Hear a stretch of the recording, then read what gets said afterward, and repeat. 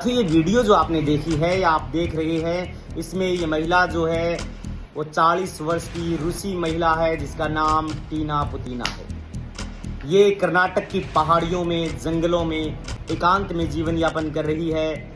और हैरान करने वाली बात ये है कि ये बिल्कुल एकांत में, जंगलों में, जीव जंतुओं के बीच में अध्यात्म की तलाश में यहाँ पर रह रही है। जब पुलिस दौरान गश्त उन्हें वहाँ पर गश्त करनी थी पहाड़ियों में, कर्नाटक की पहाड़ियों में, उत्तर की साइड में, तब वहाँ पर दौरान गश्त उन्हें ये देखने को मिलता है कि यहाँ पर कुछ ऐसा सस्पेक्टिव लगता है उन्हें कि यहाँ पर ज़रूर कोई न कोई व्यक्ति जो है वो निवास करता है। वो ऐसे लगता है कि जहाँ पर ये पहाड़ियों में ये महिला रह रही है, रूस की 40 वर्षीय महिला, उस गुफा के बाहर पर्दे टंगे हुए हैं और वो भी लाल रंग के पर्दे टंगे हुए हैं। और पर्दे इस बात को लेकर के टंगे हुए हैं ताकि कोई भी हवा, धूप ऐसी अंदर ना आ सके। एक गेट की तरह वहाँ पर पर्दों का इस्तेमाल किया गया। तब दौरान गश्त पुलिस को ये लगता है कि यहाँ पर कोई व्यक्ति रह रहा है, या उनको ऐसा इनपुट मिला होगा। इस दौरान वो जो है वो जंगल में जो है वो कर रहे थे अपनी गश्त। तो दौरान गश्त उन्हें पता चलता है कि वहाँ पर एक महिला 40 वर्ष की जिसका नाम टीना पुतीना है और वो अपनी 2 बच्चियों के साथ रह रही है, जिस एक बच्ची की उम्र जो है वो 4 साल और एक की 6 साल उम्र है। एक का नाम प्रेमा और एक का नाम एमा है। हैरान करने वाली बात है कि अपनी 2 बिल्कुल ही छोटी बच्चियों के साथ ये महिला वहाँ पर रह रही है, तो ये बिल्कुल सेफ्टी वाइज तो बिल्कुल उचित नहीं है। तो इसके बाद जो है वो पुलिस वहाँ से उनको लेकर के आती है, सारी बातें पूछती है।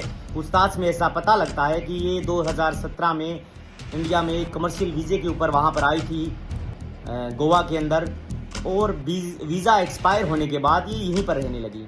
गोवा से ये जो है वो नेपाल गई, नेपाल से फिर जो है वो कर्नाटक में आई, और इसका सारा माइंड, सारा दिमाग जो है वो अध्यात्म की तरफ उसने दौड़ाया।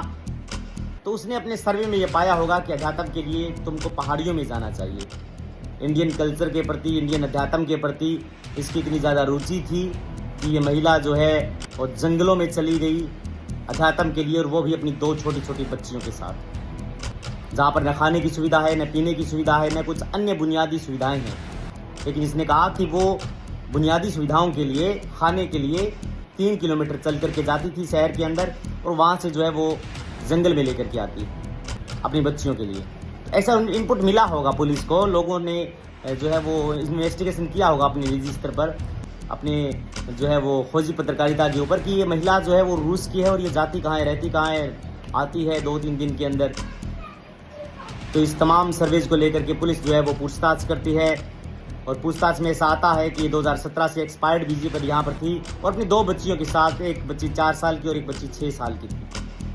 पुलिस प्राइमरी रिपोर्ट में ये ऐसा पाती है कि बिल्कुल ये ऐसा उचित नहीं है। 2 छोटी छोटी बच्चियों के साथ अगर ये महिला अध्यात्म को लेकर के भी यहाँ पर रहती है तो ये सेफ्टी वाइज बिल्कुल भी उचित नहीं है। इसको लेकर के पुलिस उनको ले आती है सेफ जगह पर। अध्यात्म अपनी जगह है, लेकिन आप बच्चियों को इस प्रकार से जो है वो दुखी, परेशान जो है वो नहीं कर सकते सिर्फ अपने अध्यात्म के लिए। अध्यात्म अपनी जगह आप ठीक है, आप कर रहे हैं, लेकिन आपकी रिस्पॉन्सिबिलिटी प्राइम फेसा ये बनती है कि आप अपनी बच्चियों के साथ की उनकी देखभाल करें। उसके बाद में अगर आपको टाइम मिलता है तो अध्यात्म करें। तो पुलिस इनको ले आती है शहर के अंदर और इनकी व्यवस्थाएं करती है। हालांकि ये कोई, आप उनको क्रिमिनल एक्ट के तहत पाबंद तो नहीं कर सकते, लेकिन ये अनुचित ऐसा लगा।